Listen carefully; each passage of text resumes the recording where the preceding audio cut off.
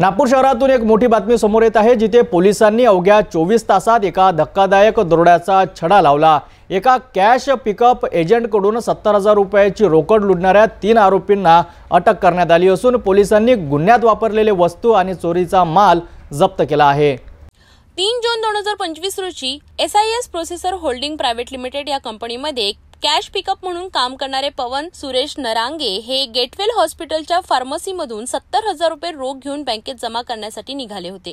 त्याचवेळी केशरी रंगाच्या होंडा डिओ गाडीवरून आलेल्या 2 अनोळखी व्यक्तींनी त्यांचा पाठलाग केला। चाकूचा धाक दाखवून आरोपींनी नरांगे यांच्या जवळील 70,000 रुपयांची रोख रक्कम आणि त्यांच्या महत्त्वाची कागदपत्रे असलेली बॅग जबरदस्तीने चोरून नेली। या घटनेनंतर तात्काळ धंतोली पोलीस ठाण्यात भारतीय न्याय संहिता 2023 अन्वये गुन्हा दाखल करण्यात आला।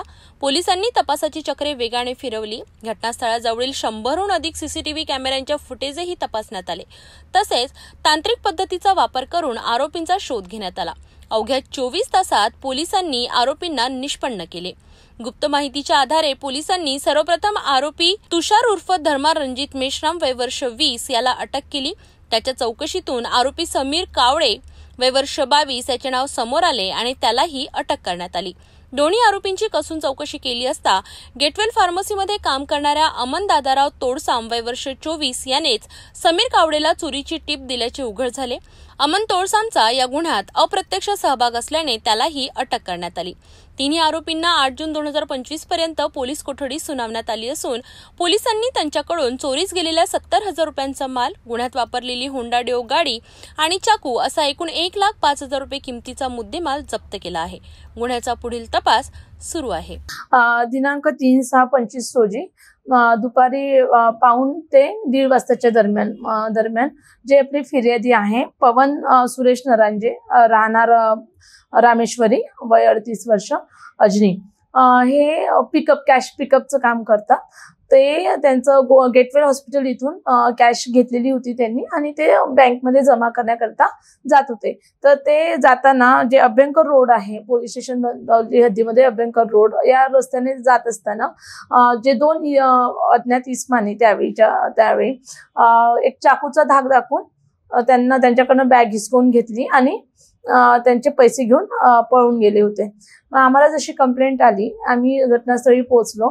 सर्व वरिष्ठ माननीय रिजन साहेब दाभाडे, माननीय रिजन दाभाडे साहेब, DCP मध्ये साहेब, ACP नंदनवार साहेब सगळे पोहोचले। आम्ही सर्व त्या घटनास्थळाची पाहणी केली आणि आमच्या टीमनी तत्काळ आम्ही ऍक्टिव्ह करून टीमला आम्ही हे केलं होतं। माननीय CP सर यांचे पण आदेश, जॉईंट CP साहेब यांचे पण आदेशांनी आम्ही तात्काळ तपासाला सुरुवात केलेली होती आणि आमच्या टीमनी अवघ्या 15 तासामध्ये 100च्या वर CCTV फुटेज चेक केले आणि ते CCTV टीम आम्ही डिवाइड करून आणि CCTV फुटेज चेक केल्यानंतर आम्हाला लक्षात आलं की जो एक आरोपी आम्हाला मिळाला। आम्ही पुन्हा आमचे सोर्स ऍक्टिव्ह केले आणि त्या सोर्सच्या माध्यमातून आम्हाला तो पहिला आरोपी, त्याचं नाव होतं तुषार उर्फ धर्मा रणजित मेश्राम वय 20 वर्ष राहणार फुटाळा वस्ती पोलीस स्टेशन अंबाझरी, यास आम्ही ताब्यात घेतलं। त्याला डिटेल चौकशी केली। त्याला विचारपूस मध्ये आम्हाला हे लक्षात आलं की त्याच्यासोबत समीर विजय कावळे वय 22 वर्ष राहणार आदिवासी नगर गोरेवाडा रोड गिट्टी खदान हा त्याच्यासोबत होता आणि त्यांनी त्यांच्या जवळची त्याची जी 2 व्हीलर आहे ती वापरलेली होती। आपला चाकू वापरलेला होता, मोबाईलचा वापर झालेला होता। मग तुषारच्या सांगण्यावरून, तुषारच्या याच्यावरून आणखी CCTV फुटेज आणि बाकीच्या एव्हिडन्सवरनं आम्ही समीरला ताब्यात घेतलं। त्याला विचारपूस केली की तू कसं काय ती म्हणजे हे केली, टीप शिवाय होऊ शकत नाही हे। तर आम्ही अधिक तपासामध्ये गेल्यामुळे आम्हाला लक्षात आलं आणि आम्हाला तपासात निष्पन्न झालं की जो अमन दादाराव तोडसाम आहे वय 24 वर्ष बिरसा मुंडा फुटाळा जुनी वस्ती पोलीस ठाणे अंबाझरी, इथेच तो राहतो तुषार मेश्रामच्या घराजवळच. तर यांनी हा गेटवेल हॉस्पिटल येथे मेडिकलमध्ये काम करतो. यांनी समीरला टीप दिलेली होती की रोज या वेळी इथनं अशी कॅश जाते आणि म्हणून मग समीर आणि तुषार या दोघांनी मिळून ही घटना हे केलेली होती. आम्ही ह्या तिघांनी असं ताब्यात घेतलेलं आहे. त्यांच्याकडून वेपन जप्ती केलेली आहे, गुन्ह्यात वापरलेली गाडी जप्त केलेली आहे आणि मोबाईल सुद्धा आम्ही जप्त केलेले आहे आणि आमची जवळपास 30,000 रुपयाची रिकव्हरी सध्या झालेली आहे.